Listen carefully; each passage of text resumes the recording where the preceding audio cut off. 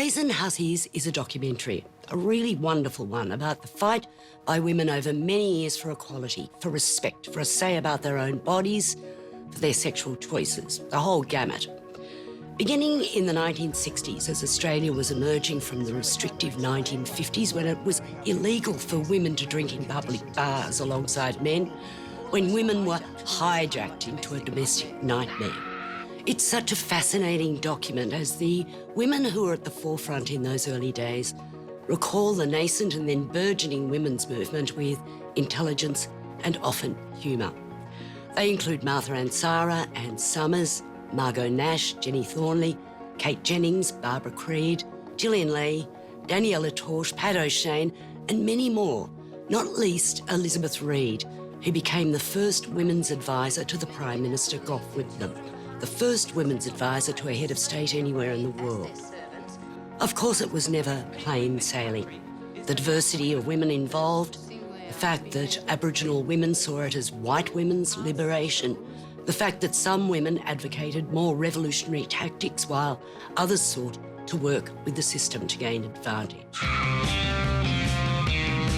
Up until now, the world has been run by men. That repression of the 50s was really kind of exploding. I felt like I got hit with a sledgehammer. This incredible conversion experience. I remember thinking, we can start the revolution with this. This'll do. The issues of abortion, of domestic violence, with the establishment of the first women's refuge in Sydney, federal funding for childcare, and the introduction of a pension for single mothers so that young single women didn't have to be pressured into giving up their babies for adoption. They're all explored. The progress since that time is amazing, and this film is a tribute to those women who were instrumental in creating it.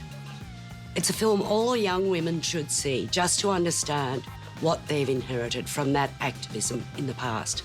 And it's actually really moving, as one of the contributors comments on the empowerment and confidence of young women today. There's a real exhilaration in watching this film, and there's a real exhilaration in these women as they remember the excitement, the anger, the fire in their bellies to bring about change. It's the work of writer-director Catherine Dwyer, who, with her editor Rose Jones, has collated archival footage with contemporary interviews to stunning effect. It's such an important historical document, this film. Remember its name, Brazen Hussies, 4.5 stars. I think men feel women's liberation is a threat to their manhood. And it really is a threat to their manhood because their manhood is phony.